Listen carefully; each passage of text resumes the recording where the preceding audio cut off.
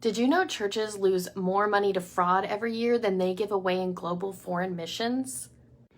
Hi, I'm Mary Kate. I am hopefully your soon-to-be favorite church bookkeeper, and I'm the Chief Operations Officer at Bellwether Church Solutions. I grew up in the church, and never in a million years did I think someone could or would steal money from God.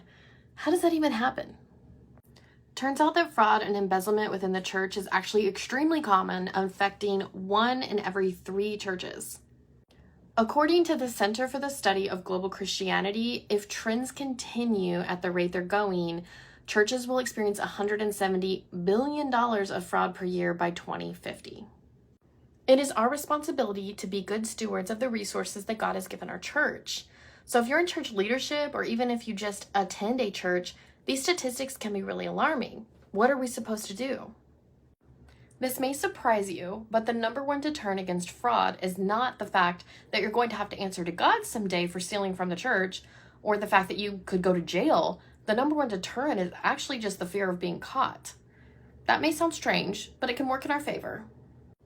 The key to preventing fraud in your church is actually just setting up good checks and balances. For example, is it the same 2 people counting the Sunday tithes and offerings every week, or do you rotate your counters? Do you have more than one person signing and reviewing checks? Do you have another person who is looking at all the checks and expenses from the prior month? Do you reconcile your bank accounts and credit cards every single month and produce financial reports? Do you even have a bookkeeping software that you're using, or is somebody still writing everything in a general ledger notebook? Do the elders at your church or the church finance committee meet regularly to review financial reports? Do you outsource any part of your church bookkeeping process to a third party so that you have another set of eyes on things? Do you have even one written policy or procedure when it comes to your church finances?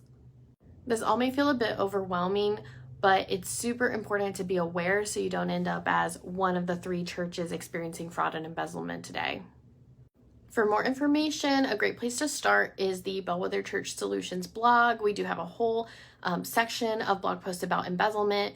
And then our CEO, Leanne Crockett, also wrote a book a few years ago called Preventing Fraud in Church Accounting. It's available on Amazon. It is a short book, but it is packed with information. So I would recommend, if you're a pastor or part of a church finance committee or elders, you should take a look. This is my first of hopefully many reels that have to do with church bookkeeping and compliance, so subscribe for more.